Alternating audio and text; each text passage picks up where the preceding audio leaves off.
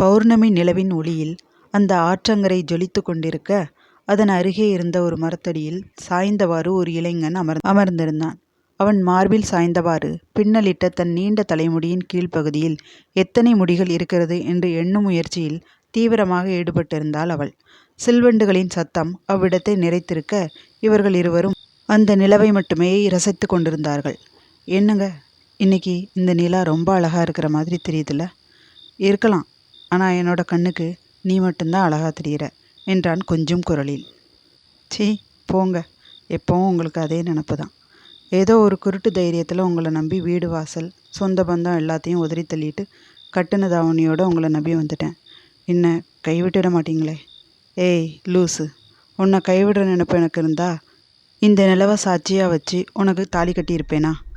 என்றைக்கும் நீ தான் எனக்கு பொண்டாட்டி, நீ மட்டும்தான் என்னோட பொண்டாட்டி என்று அவளை தன் பக்கம் திருப்பி நெற்றியோடு நெற்றி முட்டியவன் அதே நிலையில் இருந்தவாறே, காதலிக்கும்போது எதுவாக இருந்தாலும் கல்யாணத்துக்கு அப்புறம்தான்னு சொல்லுவியே, இப்போ தான் கல்யாணம் முடிஞ்சிருச்சுல்ல, இனி எனக்கு எந்த தடையும் சொல்ல மாட்டேன் இல்லையா என்று குறும்புடன் கேட்க, போங்க, கல்யாணம் முடிஞ்சிட்டா போதுமா? எல்லாத்துக்கும் நேரம் காலம் இருக்குது. அதுவும் இல்லாமல் இப்படி வெட்ட வெளியிலையா? என் ராசா, நான் என்ன ஆற்று தண்ணியாக அடிச்சிட்டு போகிறதுக்கு? கிணத்து தண்ணி தானே. உங்கள் கடை சுற்றி சுற்றி தானே வருவேன். விடிஞ்சதும் இங்கேருந்து வேறு ஊருக்கு போய் வாடகைக்கு ஒரு வீடு எடுத்து உங்களுக்கு ஒரு வேலைக்கு ஏற்பாடு பண்ணதுக்கப்புறம் தான் எல்லாம். அவள் பேச்சில் எதிர்பார்ப்புடன் இருந்த அவன் முகம் ஒரு நொடி சுருங்கி போனாலும் மறுநொடியே நிலைமையை புரிந்த வண்ணம் அவள் நெற்றியில் முத்தம் பதித்து விலகப் போனான். நொடிக்கும் குறைவான அவன் முகமாற்றத்தை கண்டு கொண்ட அவன் காதல் மனைவி இனி தனக்கு எல்லாவுமாக இருக்கப் போகும் அவனுடைய விருப்பத்தை நிறைவேற்ற எண்ணி அவன் சட்டையை பிடித்து இழுத்து தன் மேல் சரித்தாள். அவள் செய்கையை புரிந்து கொண்ட அவன் அவளிடம் அனுமதி கேட்க, வெட்கத்தில் சிவந்த தன் முகத்தை வேறுபுறம் திருப்பி அவனுக்கு சம்மதம் கொடுத்தாள் அவள். ஆற்றங்கரையில் இவர்கள் காதல் காவியம் தீட்டிக் கொண்டிருக்க, நிலவு இவர்களை மற்றவர்கள் பாராதிருக்க அவர்கள் மீதிருந்து தன் ஒளியை ஆற்றின் மையப்பகுதிக்கு கொண்டு வந்தது. நில ஒளி ஆற்றின் மையப்பகுதியில் பட்டவுடன் ஆற்றின் மையப்பகுதியில் சிறு சலசலப்பு உண்டாக ஆரம்பித்தது. என்னங்க, ஏதோ சத்தம் கேட்குது, ஏதாவது நாய் பூனை தண்ணி குடிக்க வந்திருக்கும் என்று தன் அவளை சமாதானப்படுத்தி தன் வேலையே குறியாக இருந்தான் அவன். சிறிது நேரத்தில் சலசலப்பு அடங்க ஆற்றில் தெரிந்த நிலவின் பிம்பம் தானாக நிறம் மாற துவங்கியது. காரிருள் சூழ்ந்த வானத்தில் நிலவு வெண்மை நிறத்தில் பிரகாசிக்க, ஆற்றிலிருந்த அதன் பிம்பமோ சிறிது சிறிதாக சிவப்பு நிறத்தை தத்தெடுத்தது.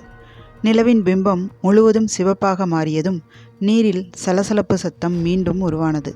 பெரிய பெரிய நீர்க்குமிழிகள் வர சத்தம் அதிகரித்தது. தொடர்ச்சியாக கேட்ட சத்தத்தில் பதறியவள் தன் மீதிருந்த தன்னவனை தள்ளிவிட்டு உடைகளை சரி செய்து எழுந்து பார்த்தாள். ஆற்று நீரின் மேற்புறத்தில் நீர்க்குமிழிகள் 3 அடி வரை மேலெலும்பி வருவதை பார்த்தவளுக்கு பயத்தில் நா எழவில்லை. கண்கள் அதிலே நிலைத்திருக்க, கைகள் மட்டும் தானாக தன்னவனின் கரம் பற்ற வேண்டி காற்றில் மிதந்தது. என்னங்க, அங்கே பாருங்க என்று திரும்பியவளின் கண்களுக்கு மரம் மட்டுமே காட்சியளித்தது. தொண்டை தானாக எச்சிலை விழுங்க அவள் கண்கள் தன்னால் முடிந்த அளவு விரிந்து அவளின் அதிர்ச்சியின் அளவை வெளிப்படுத்தியது.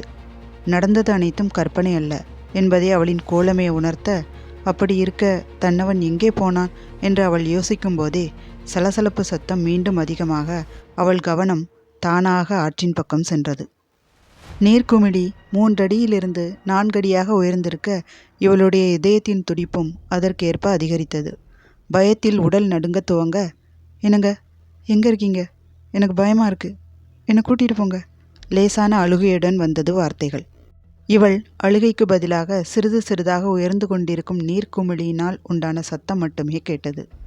என்னங்க, எங்கே இருக்கீங்க? எனக்கு ரொம்ப பயமாக இருக்கு. இல்லங்குடி ஐயனாரப்பா, என்னோட குலதெய்வமே, என்னை காப்பாத்துங்க என்று இம்முறை சத்தமாகவே அழ ஆரம்பித்தாள். சலசலப்பு சத்தம் அதன் உச்சத்தை அடைந்து நீர்க்குமிழியின் உயரம் 6 அடியை தாண்டி உயர, அதை பார்த்த அதிர்ச்சியில் மயக்கம் போட்டே விழுந்து விட்டாள். நீர்க்குமிழி வானை நோக்கி மேலெழுந்து கொண்டே இருக்க, அதனால் ஏற்பட்ட அதிகப்படியான சத்தத்தினால் ஏதோ அசம்பாவிதம் நிகழப்போகிறது என்று அறிந்த பறவைகள் எல்லாம் சத்தமாக ஒலி எழுப்பி தங்களின் சுற்றத்தவரையும் எச்சரித்து அங்கிருந்து பறந்து சென்றது. சற்று முன்னர் வரை மையான அமைதியில் இருந்த ஆற்றங்கரை இப்போது பறவைகளின் சத்தத்தால் ஆர்ப்பரித்தது. ஒரு புதரின் மறைவில் உடலெங்கும் பயத்தில் நடுங்கிக் கொண்டிருக்க, வேர்வை நிற்காமல் வழிந்து கொண்டிருப்பதையும் பொருட்படுத்தாமல் தன் உள்ளங்கையை வாயில் வைத்து கடித்தவாறு உடலை குறுக்கி அமர்ந்திருந்தான் அந்த இளைஞன். பறவைகள் முழுவதும் அங்கிருந்து சென்ற சில நேரத்தில் நீரின் சலசலப்பு அடங்கி நீர்க்குமிழி உயர்வதும் நின்றது. சத்தம் நின்றதை உணர்ந்ததும் மிகவும் போராடி தனக்குள் தைரியத்தை வரவழைத்து கொண்டு துணைக்கு கந்தசஷ்டி கவசத்தையும் பாடிக்கொண்டு தன் உயிர் பற்றிய பயத்தில் தான் தனியாக விட்டு சென்றவளை தேடி வந்தான் அவன். தன் அவளை பார்த்ததும் வேறு எதுவும் கண்ணுக்கு தெரியாமல், பவளம், என்னாச்சு உனக்கு? ஏன் இப்படி கிடக்குற? நான் உன்னை விட்டுட்டு போயிருக்க கூடாது தான். அதுக்காக என்னை தனியாக விட்டுட்டு போயிடாத. என்கிட்ட வந்துடு.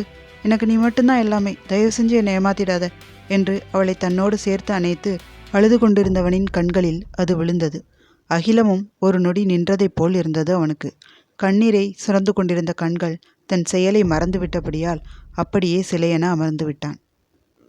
மேல் எழும்பிய அந்த ஆற்று நீர் ஈர்ப்பு விசையை மீறி அந்தரத்திலே நின்று கொண்டிருந்தது. இவன் அதை பார்த்து கொண்டிருந்த அதே நேரத்தில் அந்த நீர்க்குமிழி ஒரு மனிதனின் வடிவத்திற்கு மாறத் துவங்கியது. முதலில் கால்கள், பாதம் என ஆரம்பித்து சிறிது சிறிதாக மனிதனின் தோற்றத்தை பெற்றது அந்த நீர் உருவம்.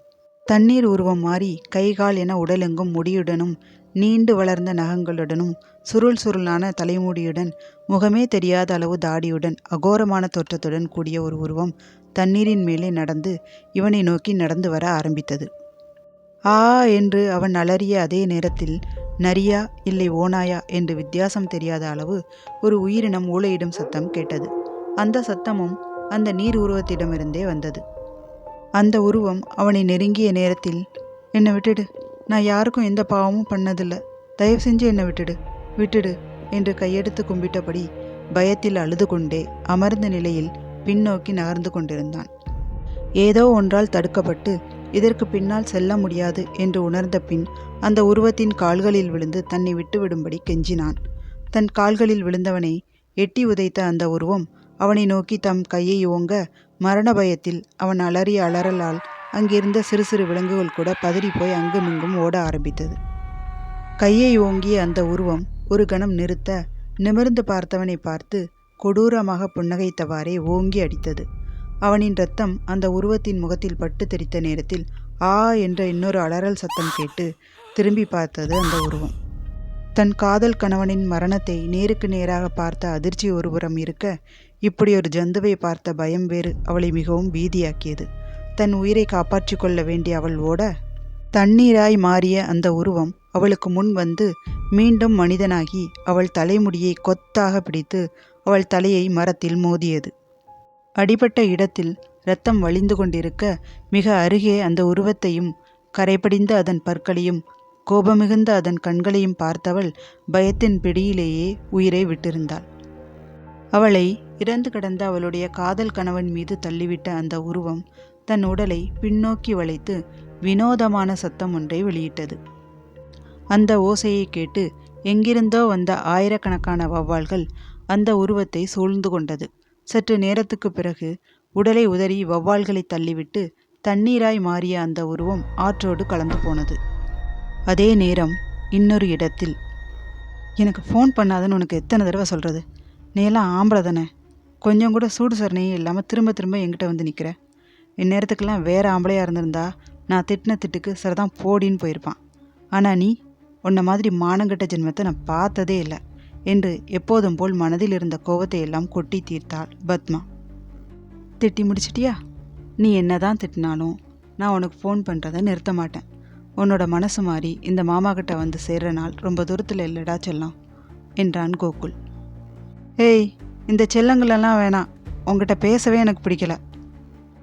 அப்புறம் ஏண்டா செல்லம் ஃபோனை எடுக்கிற? ஒவ்வொரு நாளும் நைட் 11 மணிக்கு நான் ஃபோன் பண்ணும்போதெல்லாம் ஒரே ரிங்கில் ஏன் ஃபோன் எடுக்கிற?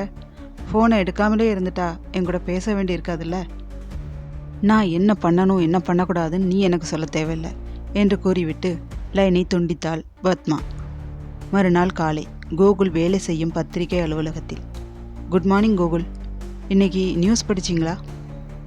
நான் உங்ககிட்ட சொன்ன அந்த கிராமத்தில் மறுபடியும் 2 கொலை நடந்திருக்கு என்றார் முதன்மை ஆசிரியர். ஓ மை காட், நம்ம டீம் கவர் ஸ்டோரிக்காக அந்த கிராமத்துக்கு தானே போகிறதா இருந்தது என்றான் கோகுல். எஸ் மிஸ்டர் கோகுல், ஆனால் இப்போ நம்ம டீம் அங்கே போகிறது சரி வராது. அதனால் நான் இப்போ வேற ஒரு முடிவு எடுத்திருக்கேன். அதுக்கு நீங்கள் ஒத்துழைப்பு கொடுக்கணும் என்று ஒருவித எதிர்பார்ப்புடன் அவர் சொல்ல, எதுவாக இருந்தாலும் கண்டிப்பாக பண்ணுறேன் சார் என்றான் கோகுல். நீங்கள் தனியாக அந்த கிராமத்துக்கு போகணும். அங்கே நடக்கிறதுக்கெல்லாம் என்ன காரணம்னு கண்டுபிடிச்சி சொல்லணும். இது எனக்கு கிடைச்ச மிகப்பெரிய வாய்ப்பு. இதை நல்ல முறையில் பயன்படுத்தி நான் எல்லாத்தையும் கண்டுபிடிச்சி கவர் ஸ்டோரியோடு வரேன் என்று கோகுல் கிளம்ப எத்தனிக்க, ஒரு நிமிஷம் கோகுல், நம்ம போட்டி பத்திரிகையை சேர்ந்த ஒரு பத்திரிகையாளரும் இதே கவர் ஸ்டோரிக்காக அந்த கிராமத்துக்கு போக போகிறதா விஷயம் வந்திருக்கு என்று அவர் சொல்ல, யார் சார் அது என்றான் கோகுல். உங்கள் மனைவி பத்மா என்றார்.